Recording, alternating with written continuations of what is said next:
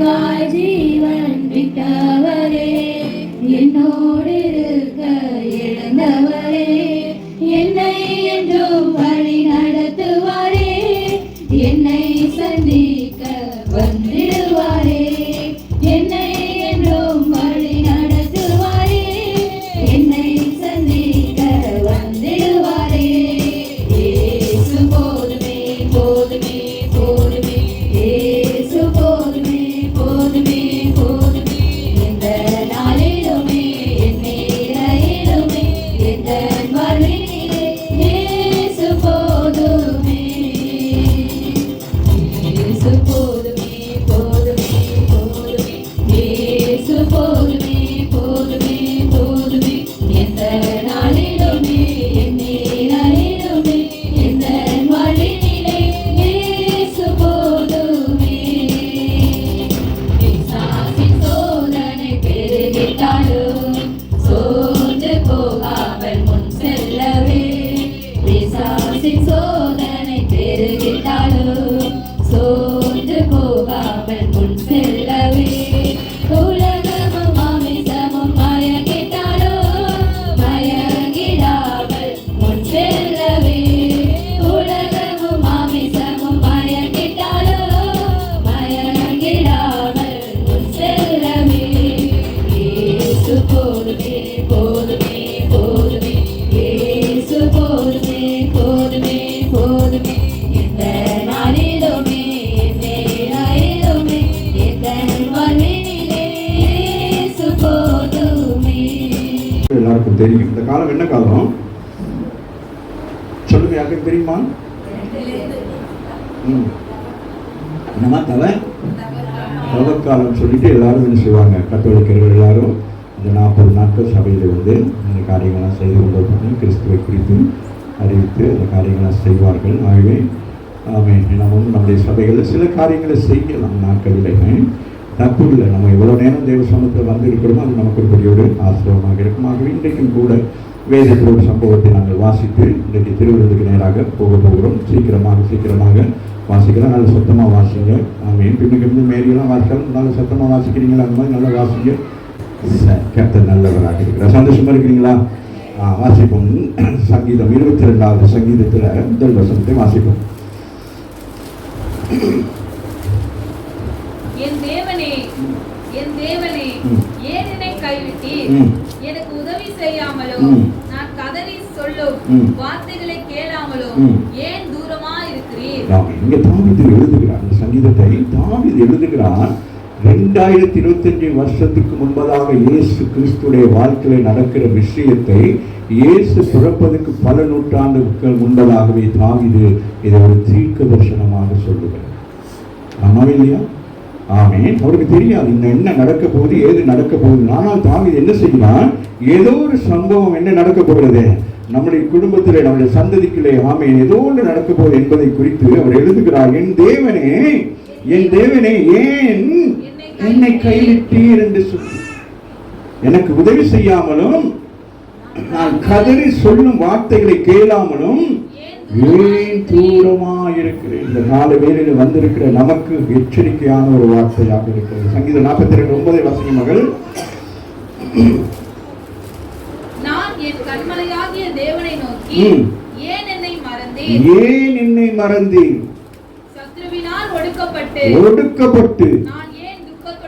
நான் ஏன் துக்கத்தோடு கூட தெரிய வேண்டும் என்று சொல்லி அங்கே சங்கீதக்காரன் நினைப்பூட்டுகிறான். ஆமென். 43:2 வாசிக்கமாக.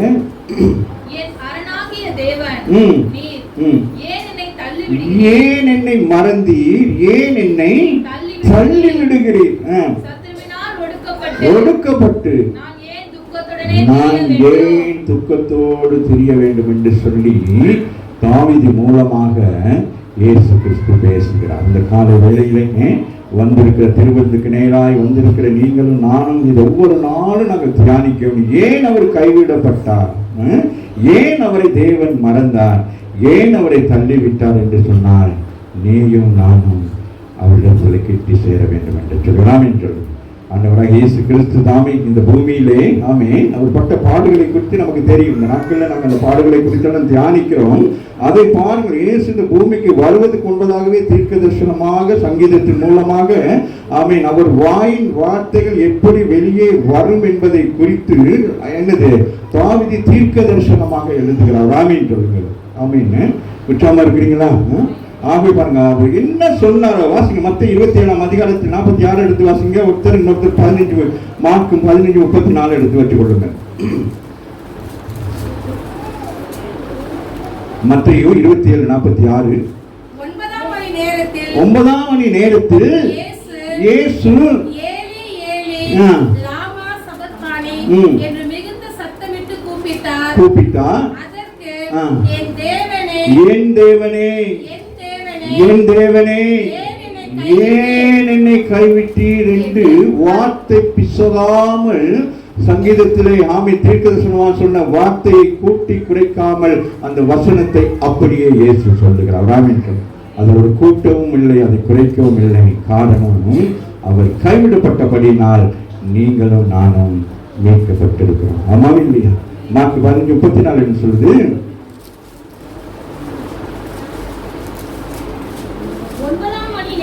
9ஆம் மணி நேரத்தில் கடைசி நேரம், கல்வாரியிலே ஒரு கடைசி முடிக்கிற நேரம்.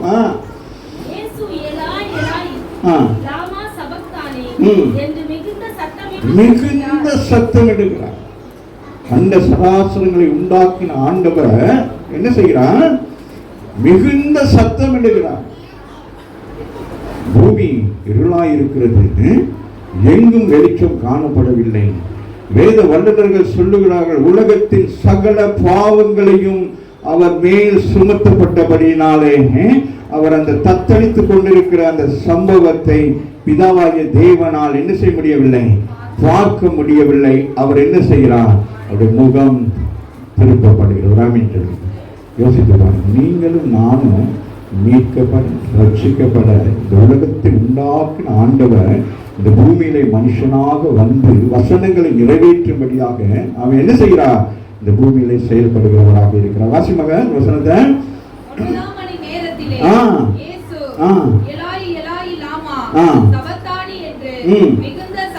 மிகுந்த சத்தம் எடுக்கிறார். ஆமென். அங்க இருக்கிற ஜனங்கள் எல்லாம் பார்க்கிறாங்க. யோசித்து பாருங்க, அந்த தாய் எப்படி இருந்திருக்கும்? தாய்க்கு எவ்வளவு வேதனையாக இருக்கும். அன்பான சகோதரிகளை, தாய்மார்களை, பிள்ளைகளை, ஒரு பாவம் செய்யாத இயேசு 30 வருஷங்கள் தன் தாய் சொல்லை கேட்டு ஒரு யூதனாக அவர் வாழ்ந்து என்ன சொன்னாலும் அவர் என்ன செய்வார்? ஒரு என்னது அந்த குடும்பத்தில் என்ன சொல்றாங்க? அவருடைய தகப்பன் வயதானவர்னால் மறைத்திருக்கலாம் என்று சொல்றாங்க. அதுக்கு பிறகு முழு குடும்பத்தை எடுத்து என்ன செய்யறாரு? அவருக்கு எந்த ஒரு குறையுமே காணப்படவில்லை. ஆமாவில்லை? அந்த தாயும் தூரத்திலிருந்து பார்க்கிறாங்க, தன் சகோதரனும் தூரத்திலிருந்து பார்க்கிறாங்க. ஆமே சுற்றில் இருந்து பார்க்கிறாங்க. இவர் எப்படி இருக்கிறாரு? யோசித்து பாருங்கள். அது ஏசாயா தீர்க்கதரிசனம் 53ஆம் அதிகாரத்தில் பார்த்தீங்கன்னா வாசிங்களே பாங்க. 53 எடுத்தா வாசிக்க பார்ப்போம். அப்படி முகம் எப்படி இருந்தது?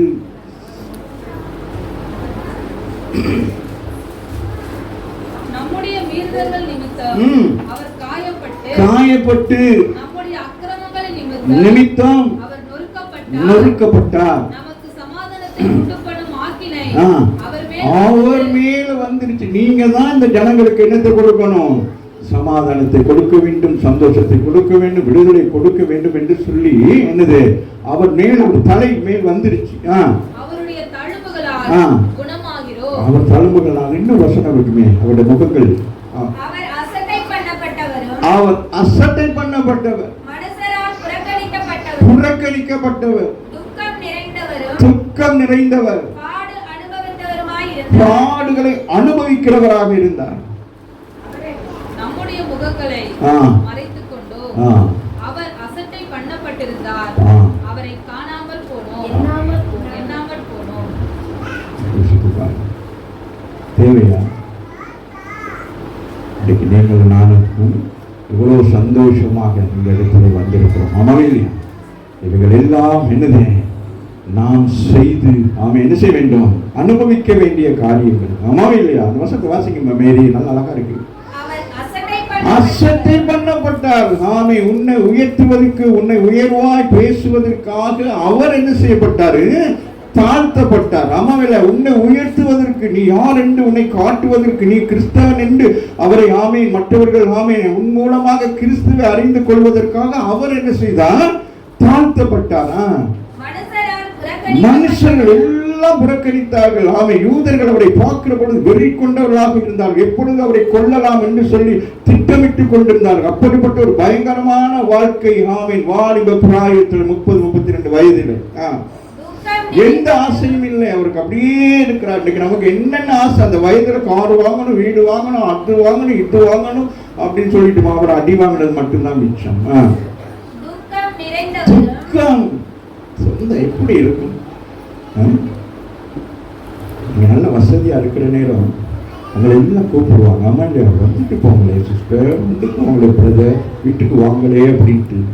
நீங்கள் கொஞ்சம் இருக்கா ஏதாச்சும் போயிட்டு கஷ்டப்பட்டுட்டீங்கன்னு வச்சுக்கோங்களேன், ஒரு ஃபங்க்ஷன்ல போய் இருக்கிறீங்க, எப்படி இருக்கும்?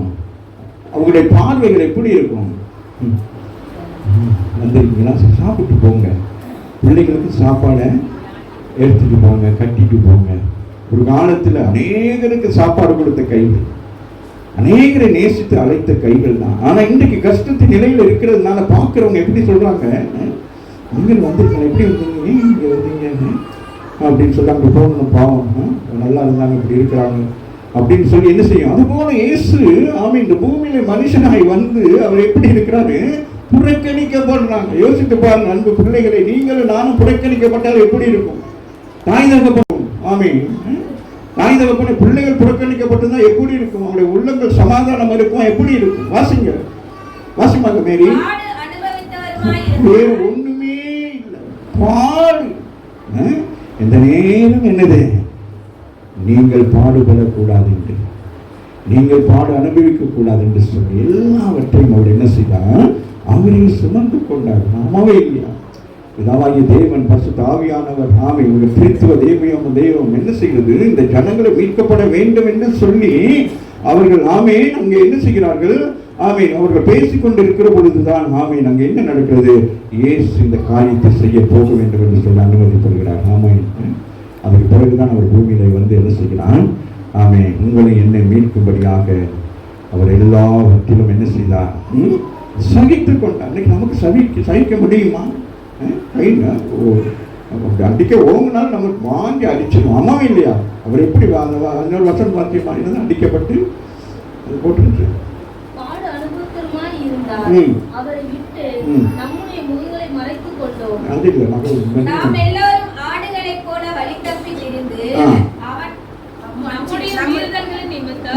நம்முடைய மீறுதல் நிமித்தம்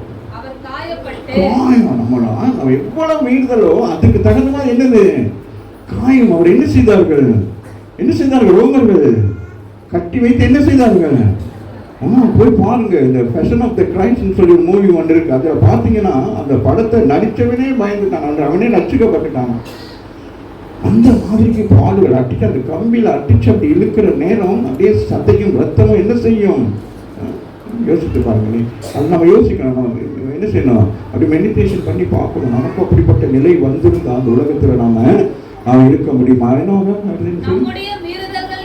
நிமித்தம் காயப்பட்டு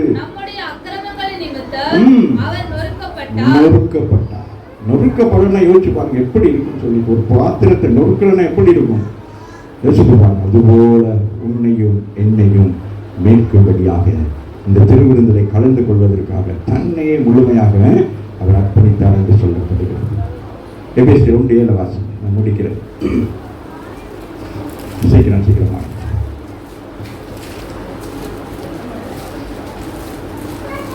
எபேசியர் 1:7 அவருடைய கிருபையின் ஐஸ்வரியத்தின்படியே இவர் இயேசு கிறிஸ்துவின் இரத்தத்தினாலே பாவ மன்னிப்பாகிய மீட்பு, பாவத்துக்கு மன்னிப்பு கொடுத்து நம்மளை மீட்கிறார். அப்ப நம்ம என்ன செய்யக்கூடாது? இனி பாவம் செய்யக்கூடாது. வாசிமாக அவருக்குள் தான் நமக்கு என்ன உண்டாயிருக்கு? மீட்பு. எப்படி மீட்கப்பட்டிருக்கிறோம்? அவர் கைவிடப்பட்டும் அவர் மறந்தும் அவர் தள்ளிவிடப்பட்டது நிமித்தமாக நீங்களும் நான் நிச்சயப்பட்டிருக்கிறோம். இந்த உலகத்திலே நாங்கள் மீட்கப்பட்டு அவருக்கு சாட்சியாக இருக்கோம். ஆமீன் சொல்லு. ஆமீன். ஆமாமே இல்லையா? ஒரு தாயுடைய பிரசவம் தான் தெரியும் அந்த தாய்க்கு. பிள்ளை பெருசா வந்து அந்த பிள்ளை வளர்ந்து பெரியால வந்துட்டு ஒரு நேரம் சொல்லும், நீ எனக்கு என்ன செஞ்சா, உன்னை பெற்றதே பெரிய ஒரு காரியம், அவ்வளோ வேதனைகள், மரணம், ஒரு பெரிய ஒரு ஆக்சிடென்ட், அவ்வளோ பிளட் போகும், உயிரா என்ன டாக்டர் மேலும் பயப்படுவாங்க. அந்த இன்சிடென்ட் அவ்வளோ பயங்கரமா நடந்து கொண்டே இருக்கும். சிலுவை மரணம் அப்படிதான் இருந்தது. நம்மள ஒரு சொட்டு ரத்தம் கூட கடைசியா கூட பாக்குறாங்க, அவருக்கு ரத்தம் இருக்கான்னு சொல்லி இருக்கிறாங்க. ஈட்டினால் குத்துகிற பொழுது அங்கே இருந்த அந்த ரத்தமும் என்னது மரணத்துக்கு அடையாளமாக தண்ணீரும் வந்தது. மறித்த உடனே நம்ம ரத்தமெல்லாம் என்ன ஆகிரும், உடனே டேக் ஓவர் ஆகிரும். அவர் மறித்துட்டான் என்று சொல்லிட்டு அவன் சொல்லுறாங்க, அவன் ரட்சிக்கப்பட்டான் என்று சொல்லி. ஆகவே வாசிக்கமாக அந்த கிருபை எப்படியா ஐஸ்வர்யமா நமக்கு கொடுத்திருக்கிற கிருபை என்னது, ஐஸ்வர்யம். ஆமென். அவருடைய இரத்தத்தினாலே மீட்பு, அவர் மூலமாக நமக்கு மன்னிப்பு உண்டாகி இருக்கிறது. ஆமாவே இல்லையா? கொலோசியர் 1:14 வாசிக்கமாக.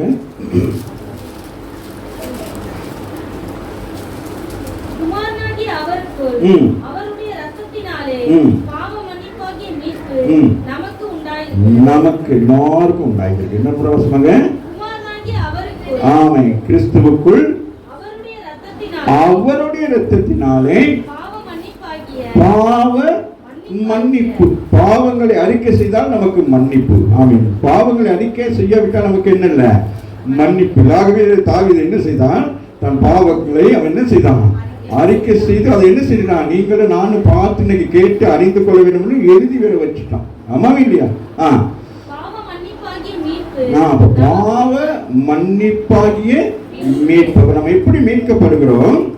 பாவத்திலிருந்து நம்மளை ஆண்டவர் என்ன செய்கிறார், மன்னிக்கிறார். மன்னித்த பிறகுதான் நமக்கு என்ன இருக்குது, மீட்பு. மீட்பு பிறகு நமக்கு என்ன இருக்கிறது, ரட்சிப்பு. ரட்சிப்புக்கு பிறகு நமக்கு என்ன இருக்கிறது, பரலோக ராஜ்யம் இருக்கிறதா.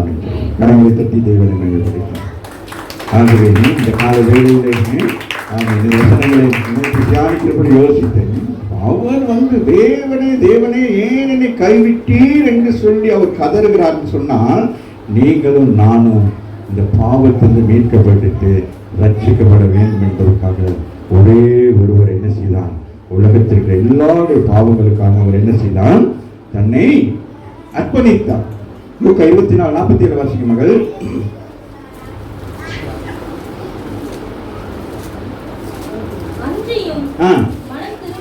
மனம் திரும்புதலும் பாவ மன்னிப்பும் எருசலேமிலே தொடங்குகிறது. முதல் எங்கிருந்து தொடங்குதான், சிலுவை மரணத்தில இருந்து என்ன செய்தேன், இது தொடர்ந்து தொடங்கி சகல தேசங்களுக்காகவும் இயேசு சிலுவையிலே தன்னை அர்ப்பணித்தார், இரத்தம் சிந்தினார், உன்னை என்னை மீட்கும்படியாக. அப்ப எங்க ஆரம்பமாகிறது, எருசலேமிலே. முடிவு எங்க ஆரம்பமாகிறது, இங்க அதுவும் அங்கிருந்து ஆரம்பிக்கிறது. ஆமென் சொல்லு. ஆமென். ஆண்டவருடைய ரகசிய வருகைக்கு பிறகு இந்த பூமியில நடக்க போகிற சம்பவங்கள் எல்லாம் என்ன நடக்கும், ஆமென். அப்ப அங்கிருந்து தான் வரும். தேவாலயத்தில் இருந்து சம்பவங்கள் நடக்கிறது போல நடக்கிறது. ஆகவே வாசிமகள் மனம் திரும்புதலுக்கு எருசலேமிலே தொடங்குகிறது. அங்கதான் ரட்சிப்பு தொடங்குகிறது. அங்கதான் ஆமென் சுவிசேஷம் அறிவிக்கப்பட்டது. அப்போஸ்தலர் நடவடிக்கைகள் பார்த்தீங்கன்னா எல்லாம் நடக்கும். அதுக்கு பிறகு அங்க இருந்து என்ன நடக்கிறது, அது என்னது, அப்படியே பரிசுத்தவான்கள் வழியாக அது எங்க வருகிறது, ரோமாபுரிக்கு வந்து ரோமாபுரி மூலமாக என்ன நடக்கிறது, பற்பல நாடுகளுக்கெல்லாம் வந்து இலங்கை, இந்தியா, ஆசியா நாடுகளுக்கு எல்லா இடங்களிலும் பரவி இன்றைக்கு நீங்களும் நானும் ரட்சிக்கப்படுவதற்காக ஆண்டவர் என்ன செய்தார், அன்றைக்கு எருசலேம். ஆமென். நம்ம எருசலேம் என்று சொன்னால் நமக்கு ரட்சிப்பின் அடையாளமான ஒரு இடமாக இருக்கிறது. ஆமாம் இல்லையா? ஆகவே வாசிக்கும் மகள் தொடங்கி அவருடைய நாமத்தினால், இயேசு கிறிஸ்து நாமத்தினாலதான் நீங்களும் நான் என்ன செய்ய வேண்டும், மீட்பு பெற வேண்டும். ஆமென். ஆமென். பாவ மன்னிப்பை பெற்றுக்கொண்டு அவர் மூலமாகத்தான் நாங்கள் என்ன செய்ய வேண்டும், ஞானஸ்தானம் பெற வேண்டும். வேற எந்த ஒரு நாமத்தினால நீங்கள் என்ன செய்ய முடியாது, ஞானஸ்தானம் பெற முடியாது. காரணம், அவர் இரத்த சிந்தி உன்னை மீட்டெடுத்திருக்கிறார். அவர் மீட்டெடுத்திருக்கபடினால் அவர் நாமத்தினால்தான் நீ என்ன செய்ய வேண்டும்? ஞானஸ்தானத்தை பெற்று நீ பூமியிலே சபையிலே என்ன செய்ய வேண்டும்? ஆமை வாழ வேண்டும். ஆமை. நான் வாசிங்க ரோமர் 6:6 வாசிங்க மகள்.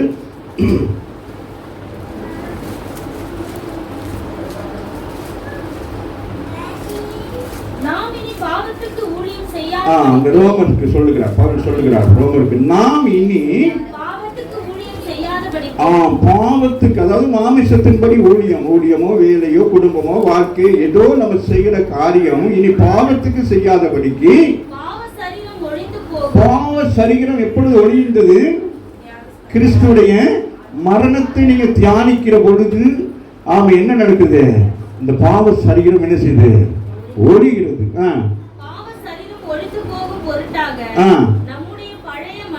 நம்முடைய பழைய மனுஷன் ஒருத்தர் இருக்கிறார். அவர் தான் தாவீது சொன்னது போல அவர் தான் முன்னுக்கு வந்து நிற்கிறவர் தான் அந்த பழைய மனுஷன். நீங்க என்னதான் ஆண்டவருக்கு ஏற்றுக்கொண்டு ரட்சிக்கப்பட்டு ஞானஸ்நானம் பெற்று சபைக்கு வந்தாலும் இந்த பழைய மனுஷன் இடையில நம்மளை கண்டு, ஹலோ எப்படி இருக்கிறீங்க, நீ பார்க்க மாட்டேங்கிறீங்க, என்னோட பேச மாட்டேங்கிறீங்க, சும்மா ஆய் தான் சொல்லுங்களேன். வாயை வச்சுக்கிட்டு ஆயின்னு சொல்ல, அதுக்கு பிற அது என்ன செய்யும்? கொண்டு போய் ஓயின்னு உட்கார வச்சு அப்புறம் பாயின்னு படுக்க வச்சிடும். அதான் சொல்றாரு. வாசிமாக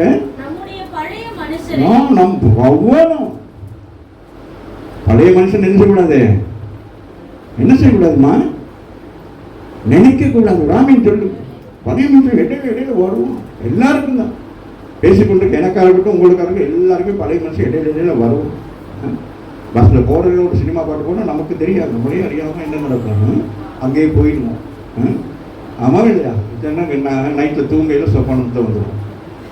அந்த ஹீரோ இருக்க மாட்டா நம்ம தான் டான்ஸ் ஆடுவோம். பழைய மனுஷன் சும்மா விட மாட்டான். உங்களை எப்படியாச்சும் என்ன செய்வான்? தினகரன் அவர்கள் சொன்னார்கள் சாட்சியில். அவருக்கு ஒரு நாள் தேவதூதனை போல ஒரு வந்து சொன்னாங்க, தினகரன் நீ கிடந்து அழுதுகிட்டே கிடக்கிற, ஒரு கொஞ்சம் எப்படி அந்த இயேசுவை பார்த்து அவன் சொன்னாங்க, கொஞ்சம் எனக்கு என்ன செய்யணும், ரெஸ்பெக்ட் பண்ணின மாதிரிக்கு நினைச்சு கொஞ்சம் தலை தூங்கினேன்னா உன்னை தூக்கி எங்கே வச்சிருப்பேன்? உயரமாக வச்சிருப்பேன் சொன்னார். உராமின்று அவர் சொன்னாராம், அப்பாவை இப்போ நீங்கள் நான் என்ன செய்யணும்? அந்த சிந்தனை வந்து என்ன செய்யணும்? தலையை ஒற்று குட்டமாக கொட்டி அப்படி போகணும்னு சொல்லணும். ஆமாங்க, அந்த வலி வர்ற மாதிரி. இல்லைன்னா என்ன செய்யணும்? தெரிஞ்சவங்களை கூப்பிட்டு சொல்லணும். வலி வர்றதுக்கு என்ன செய்யுங்க? என் வலியை கெடுக்க வாரம், என் ஆசீர்வாதத்தை கெடுக்க வாரம், எனக்கு ஏசுக்கு இருக்கிற அன்பை என்ன செய்ய பிரிக்க வாரம், அவனை முட்டவே கூடாது. ஆமா என்ன செய்யணும்? வாசிக்கமாக உங்களோட பழைய மனுஷனா வாசிங்க. எவ்வளோ அழகாக எழுதியிருக்காரு. நம்முடைய பழைய மனுஷன் வாரத்துக்கு பிறகு நானும் ஊருக்கு போனால் பழைய நண்பர்கள்லாம் பார்ப்பாங்க, வெள்ளை சொல்லையுமா இருக்கிறாரு அப்படின்னு சிரிப்பாங்க. சிரிக்கிற நேரம் தெரியும் என்னுடைய என்னது முழு ஸ்திரியும் அவங்களுக்கு தெரியும். நீங்க தானே இன்னைக்கு ஏசுங்கிற அன்னைக்கு வாசிங்க. அவரோடு கூட சிலுவையில் அரைஞ்சிட்டோம். ஞானஸ்தானம்னால சும்மா நினைக்க கூடாது. தண்ணியில கொண்டு போய் குமிக்க எடுத்துட்டு வந்துட்டு அப்படியே வெள்ளோடு பூட்டி வாடுறது இல்ல. நீ சிலுவையில அறையப்பட வேண்டும், நீ அறைந்திருக்கப்பட வேண்டும். ஆனால் உனக்காக அவர் அறையப்பட்டபடினாலே அதற்கு என்னது உடன்படிக்கையாக நீ என்ன செய்யணும்? பழைய மனுஷனை என்ன செய்யணும்? தண்ணியில போட்டு துவச்சி எடுத்துட்டு நீ எழும்புகிற பொழுது நீ கிறிஸ்து இயேசுவா இந்த உலகத்துக்கு எழும்ப வேண்டும். அவர் அன்னைக்கு காமீன் எங்க கல்வாரியிலே அந்த உயர் இடத்துல என்ன செய்தாரு? சிலுவையில் உனக்காக எனக்காக என்னது இந்த உலகத்தை உண்டாக்கின சர்வ வல்லமையுள்ள தேவன் என்ன செய்தாரு? மனுஷனுக்கு முன்பாக அவமானப்பட்டு தொங்கிக் கொண்டிருந்தார். உன்னை மீட்கும்படியாக இந்த கால வேளையில வந்திருக்கிற நீங்கள் ரொம்ப எச்சரிக்கையாக இருக்க வேண்டும். என்னமாக பெற்றது நீங்க நினைக்கணும், நான் என்ன நடந்திருக்கணும், இந்த ஞானஸ்தானம் பெற்றதா இருந்தா நான் என்ன செய்யணும்? இப்போ ஒரு உதாரணத்துக்கு வச்சுக்கொள்ளுமே, நீங்க ஆண்டவர் சொந்த ரட்சகரை ஏற்றுக்கொண்டீங்க. இந்த வர்றதுக்கு இது குட் ஃப்ரைடேக்கு கொஞ்சம் பேருக்கு ஞானஸ்தானம் கொடுக்கலாம் நான் நினைக்கிறேன். ஒப்பு கொடுத்தீங்கன்னா உங்களுக்கு கொடுக்கலாம். அப்போ சரி வாங்க, எத்தனை பேர் எழுப்புங்க பார்ப்போம் ஞானஸ்தானத்துக்கு. நான் எழுந்து சும்மா அப்போ அவருக்கு ஞானஸ்தானம் கொடுக்குறேன், சரியா? நல்லா பார்த்துக்கிடுங்க. அப்போ மகா வீட்டில எல்லாம் ஓகேயா? எல்லாம் ஓகே தானே? ஞானஸ்தானம் ஆமான்னு சொல்லுது. ஜோடிகிட்ட சொல்லி அந்த அந்த இது என்னது, இந்த பலகை கடை இருக்கு, விறகு கடை இருக்கு, அங்கே போயிட்டு 2 என்னது கணக்கு அளவுக்கு ஒரு என்னது சிலுவை மாதிரி செஞ்சுட்டு வா, ஜனங்களுக்கு முன்னால் வச்சு இங்கே வச்சு என்ன செய்யறேன், கை கால் எல்லாத்துலேயும் சிலுவையில் அடிச்சுட்டு நீ ஞானஸ்தானம் பெற்றுட்டு அதுக்கு பிறகு நீ என்னலாம்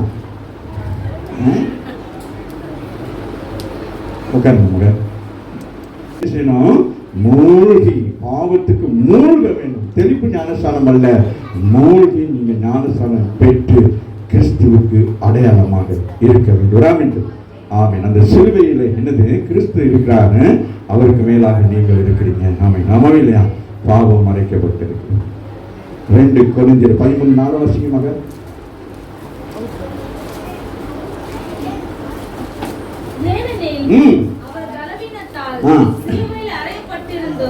அவர் என்னது உங்கள் என் பலவீனத்தினால அவர் என்ன ஆகியிருக்காரு? அவர் பலவீனம் உள்ளவர் அல்ல, ஆனால் என்னது உங்கள் பலவீனம் என் பலவீனங்களை தாங்கிக் கொள்ளும்படி அவர் என்ன செய்கிறாரு? அவர் பலவீனர் ஆயிட்டார். கிட்ட போக என்னமா இயேசு கிறிஸ்துவை சிலுவையில் அறைவதற்கு முன்பதாக அங்க போர் சேவகர்கள் வருகிறாங்க. வந்து நீர்தானா அப்படிங்கிற ஆமான்னு சொல்லையில என்ன நடக்குது?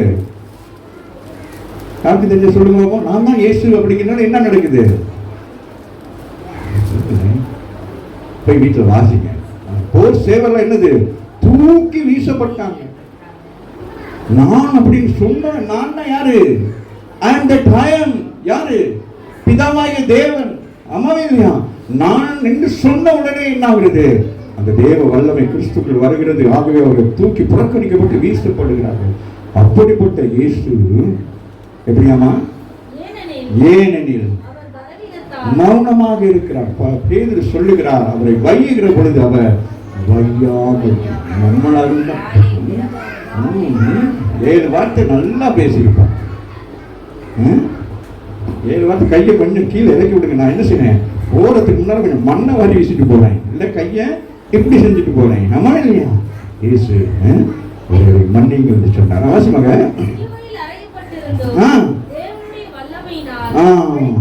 தேவனுடைய வல்லமையினாலே படைத்தீர்கள். நீங்களும் நானும் ஆமே கிறிஸ்துக்கு அடையாளமாக இருப்போமானால் தேவனுடைய வல்லமையினால் நாங்கள் படைத்திருக்கிறோம். கலாத்தியர் 5:24 என்ன சொல்லுது மாசி மகள்? ஒரு 5 மினிட்ஸ் முடிக்க போறேன்.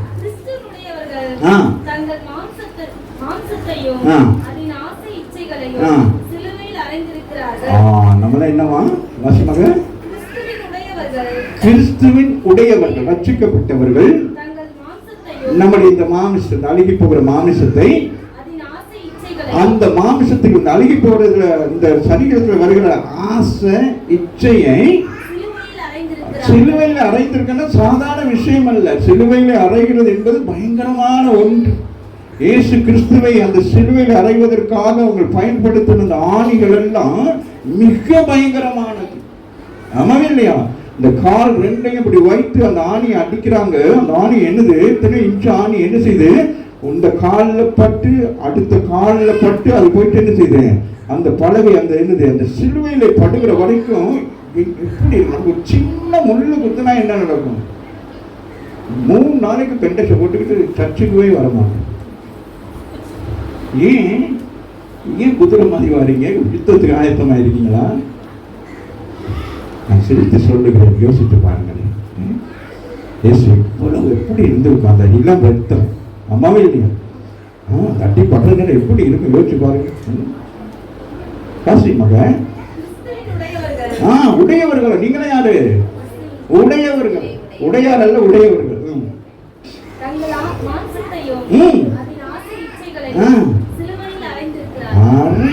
ஆமாவே இல்லையா? ஆமாவே இல்லையா?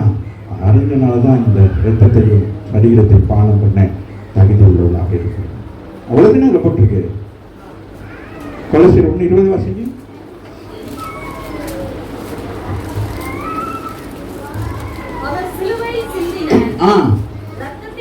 இரத்தத்தினாலே நமக்கு இடத்தை உண்டாக்கி இருக்கிறாரு. அப்ப சிலுவை ரத்தம் என்ன ஆகுது? நமக்கு சமாதானத்தை உண்டாக்குறது. அப்ப நீங்க சிலுவையில் அவருக்கு அடையாளமாக நீங்களாமே ரட்சிக்கப்பட்டவர்கள் உதாரணமாக இருந்தால் உங்க வீட்டில் என்ன இருக்கணும்? சமாதானம் இருக்கணும். வாசிமக சமாதானத்தை உண்டு பண்ணும்படியாக அவர் கைவிடப்பட்டார். சமாதானத்தை உண்டு பண்ணும்படியாக அவர் என்னது? மறக்கப்பட்டார். சமாதானத்தை உண்டு பண்ணும்படியாக அவர் என்ன செய்தார்? தள்ளிவிடப்பட்டார்.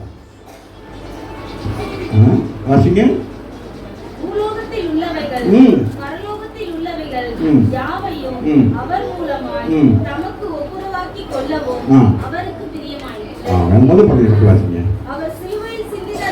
அவர் சிலுவையிலே சிந்தின இரத்தத்தினாலே சமாதானத்தை உண்டாக்கினார்.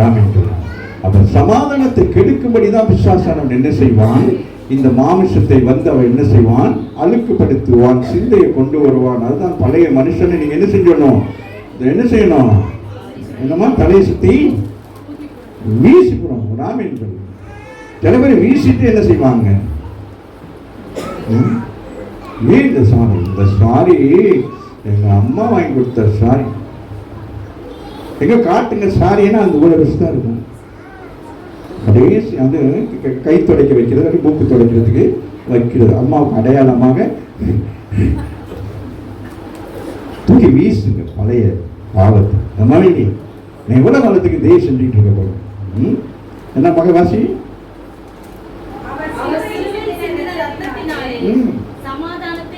கொலுசில் 1:20 சமாதானத்தை உண்டாக்குறான். சமாதானத்தை என்ன செய்யாது? பிசாசு என்ன செய்தான்? சமாதானத்தை கெடுக்கிறான். ஆண்டவர் என்ன செய்றாரு?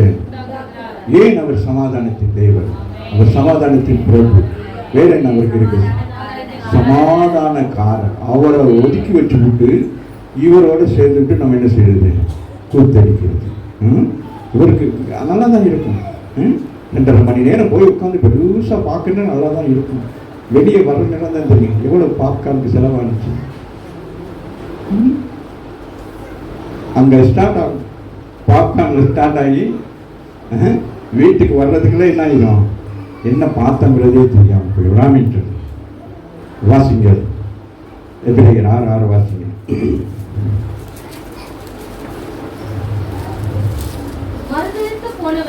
மறுதலித்து போனவர்கள் தேவனுடைய குமாரனாகிய கிறிஸ்துவை தாங்களே என்ன செய்யறாங்க? மறுபடியும் சிலுவையில் அறையினாங்களாம். நீங்க மாமே பின்மாற்றம் அடைஞ்சு போறீங்களே, பாவத்தில் விழுகிற நேரம் என்ன செய்றீங்க? மீண்டும் என்ன நடக்குது? அறைய போட்டுக்கிட்டா என்ன செஞ்சாரு? தேவனே தேவனே ஏன் என்னை கைவிட்டுன்னு சொன்னார் இல்லையா? இப்ப 2வது முறை, அதாவது நல்லா கவனித்துக் கொள்ளுங்க. உங்களுக்கு ஒரு காயம் பட்டுருச்சு, இன்சிடென்ட், ஒரு காயம் பட்டுருக்கு, அது ஓகே. அதே காயத்துல திருப்பி ஆசிரியர் ஏதாச்சும் பண்ண எப்படி இருக்கும்? முதல் பட்ட வேதனையோட இந்த வேதனை எப்படி இருக்கும்? சொன்னாலே காலம் வந்து மிதிச்சுட்டு என்ன சொல்லுவாங்க? கத்திருந்தா என்ன சொல்லுவாங்க? சக்குன்னு குத்திடுவாங்க. அந்த அளவுக்கு வலி வேதனை வரும். அதுதான் நம்ம மறுதளிச்சு போற நேரம், நம்ம பாவத்துல விழுகிற நேரம். ஏற்கனவே என்னது? சிலுவையில் அறையப்பட்டு அந்த வலி வேதனை இப்பதான் எனக்கு தழும்பு இருக்கு. அது என்னது? சின்ன ஒரு காரியம், சின்ன ஒரு கட்டி தான் இருக்கும். அது அப்படியே ஆறி வந்துகிட்டே இருக்கும். லேசா சோப்பு போட்டுரும், 3 நாளைக்கு அந்த கட்டிட்டு அப்படியே இருக்கும். இதோட எத்தனை பேர் சிலுவையில் அணைந்து கொண்டிருக்கிறோம் யோசிச்சு பாருங்க.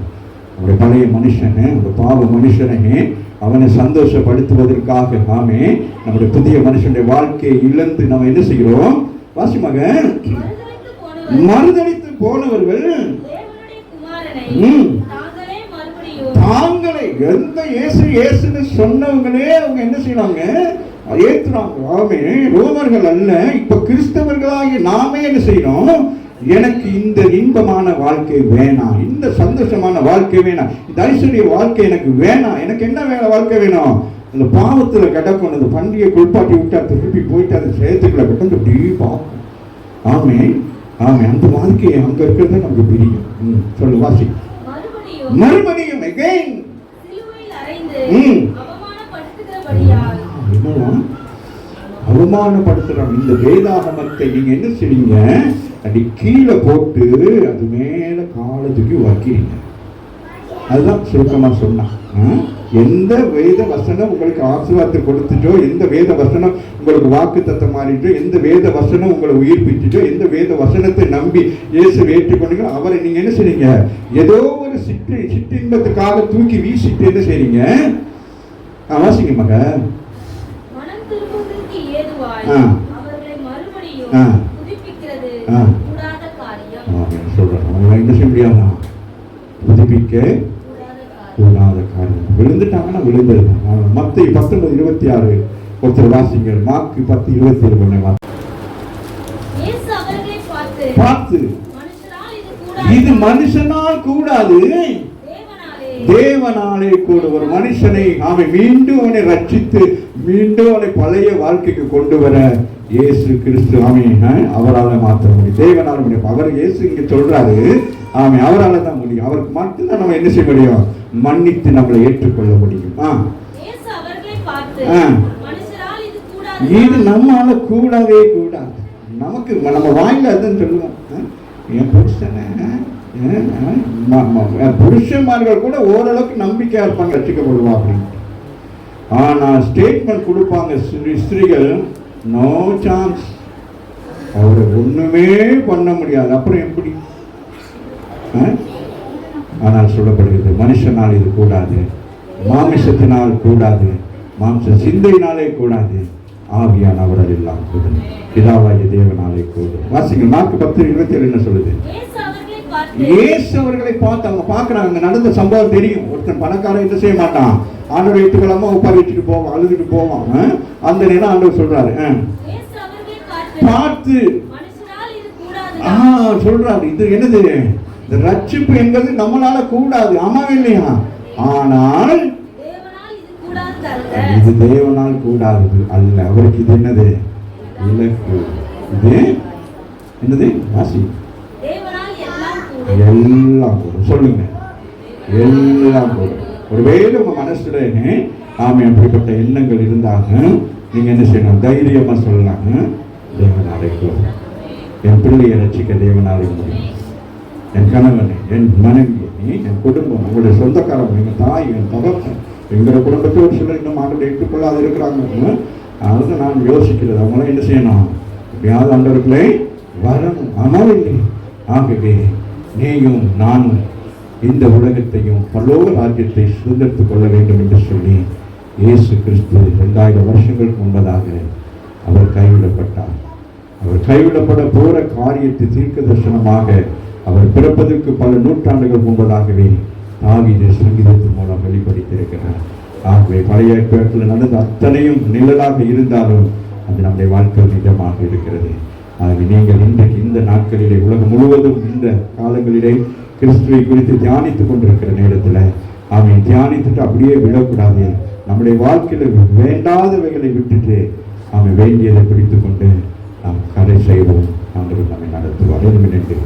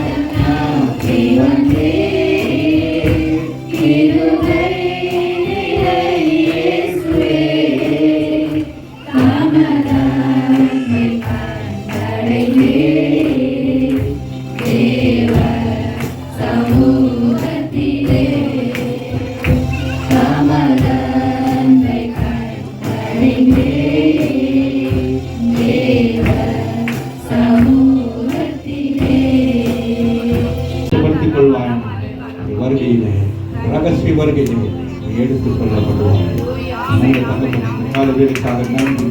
கொடுத்த காணிக்கைகள் பிரசவமாக உதாரணமாக செய்கிற ஊழியர்கள் எல்லாவற்றுக்காக நன்றி. ஒவ்வொருவரையும் கற்று பலப்படுத்துகிறீர்கள், அதற்காக நன்றி சொல்லுகிறோம் ஆண்டவரே. ஒவ்வொரு குடும்ப சந்ததிகள் எல்லாம் ஆசீர்வதிங்க ஆண்டவரே. சபைக்கு வர முடியாதபடி தடையா இருக்கிற எல்லா தடைகள் எல்லாம் வேறொரு எடுத்து போடும்படி நான் சொல்லிக்கிறேன் ஆண்டவரே. ஒவ்வொரு குடும்பங்களையும் ஆசீர்வதிங்க. எக்ஸாம் எடுக்கிற பிள்ளைகள் எல்லாரும் கடந்து போகுது. அவர்களுக்கு நல்ல ஞானத்திற்கு அவருடைய நல்ல பெருமைகளை எடுக்கணும் ஆண்டவரே. பாஸ் பண்ணணும், அடுத்த கட்டங்களுக்கு போகணும். அவரை நோக்கி கூப்பிடுகிற முகங்களை பிரகாசிக்க செய்கிற தேவன்.